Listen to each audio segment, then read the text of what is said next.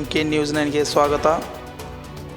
ಬೆಳಗಾವಿ ಜಿಲ್ಲೆ ಹುಕ್ಕೇರಿ ತಾಲೂಕಿನ ಹಟ್ಟಿಯಾಲೂರು ಗ್ರಾಮದವರು ಎಲ್ಲರೂ ಸೇರಿ ಶ್ರೀ ಮಹಾಲಕ್ಷ್ಮಿ ಜ್ಞಾನಪ್ರಭಾ ಯುವಕ ಮಂಡಳ ವತಿಯಿಂದ ಶ್ರೀ ಕಮಲಾದೇವಿ ಗುಡಿಯ ಹತ್ತಿರ ಗಣಪತಿಯನ್ನು ಅತಿ ವಿಜೃಂಭಣೆಯಿಂದ ಬರಮಾಡಿಕೊಂಡರು. ಈ ಸಮಯದಲ್ಲಿ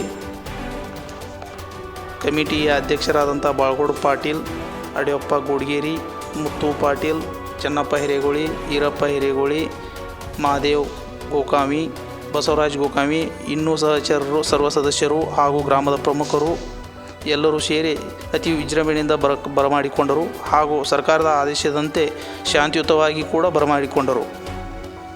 MK ನ್ಯೂಸ್ 9 ವರದಿ ನಿರಂಜನ್ ಶಿರೂರ್.